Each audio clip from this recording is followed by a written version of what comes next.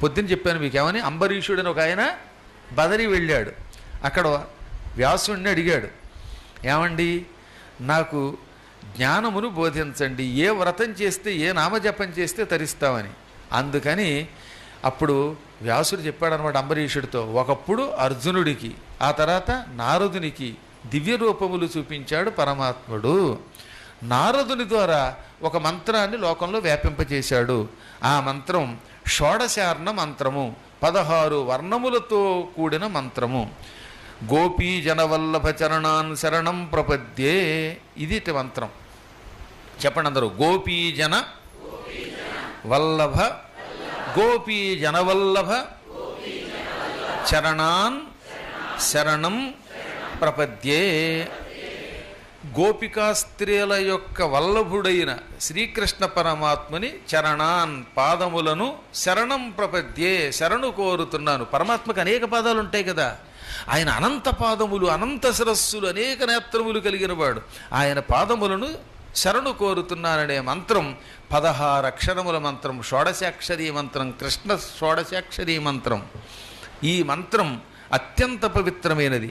వత్స, ఈ మంత్రం యుగళము అని కూడా పిలువబడుతుంది. మొదటి 8 అక్షరములు, తర్వాత 8 అక్షరములు, 2 8 16. ఈ రెండింట్లో మొదటి 8 కృష్ణుడు, తర్వాత 8 రాధ. కాబట్టి రాధాకృష్ణుల యొక్క జంటల యొక్క మంత్రము. దీన్ని చింతామణి మంత్రమని అంటారు, అనగా కోరిన కోరికలు తీర్చేటటువంటి మంత్రం. పంచపది అని కూడా పలుకుతారు కొంతమంది. ఇది రాధాకృష్ణ మంత్రం. మేము రాధాకృష్ణుల్ని ఎప్పుడు పడితే ఎప్పుడు చూడాలనుకుంటున్నాం, రాధాకృష్ణుల యొక్క అనుగ్రహం పొంది తరించాలనుకుంటున్నాం అనుకున్న వాళ్ళు తింటున్నా, తిరుగుతున్నా, త్రాగుతున్నా, ఆఖరికి మంచం మీద పడుకున్నా కంఠస్థం చేసి విడిచిపెట్టకుండా నిరంతరాయంగా ఈ మంత్ర జపం చెయ్యాలి.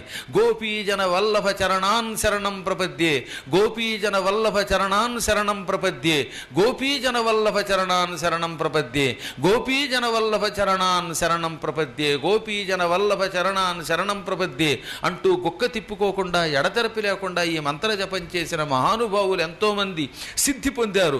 గర్గాచార్యుడి మంత్రం వల్లే గర్గభాగవతం రాయగలిగాడు. బ్రహ్మదేవుడి వ్రత ప్రభావం వల్ల, మంత్ర జపం వల్ల సృష్టి స్థితిలయ్యాలు చేయగలిగాడు. అటువంటి దివ్య మంత్రం రాధాకృష్ణ మంత్రం. శ్రద్ధయాచాపి, ఈ మంత్ర జపం శ్రద్ధతో చేసిన అశ్రద్ధతో చేసిన ఫలితం వస్తుందిటండోయ్. ఇది గొప్ప మాట. సంస్కృతంలో చెప్పండి, ఈ శ్లోకానికి తెలుగులో పిసుపాటి చిదంబర శాస్త్రి గారు మంచి పద్యం రాశారు. శ్రద్ధ వలనను కాని అశ్రద్ధ వలన గాని ఈ మంత్రము జపించనేని కృష్ణ సఖుల సాన్నిధ్యమును చెందజాలునతడు శ్రమము కింతయులేక నిస్సంశయముగా. ఎంతో శ్రద్ధతో కానీ, ఒక్కొక్కప్పుడు శ్రద్ధ లేక ఆవులిస్తూ కానీ, అశ్రద్ధతో అయినా సరే ఈ 16 అక్షరముల మహామంత్రమును భక్తితో జపించిన వాడు గోపికల దగ్గరికి చేరతాడు. వీడు కూడా గోపికల్లో గోపిక అయిపోతాడు.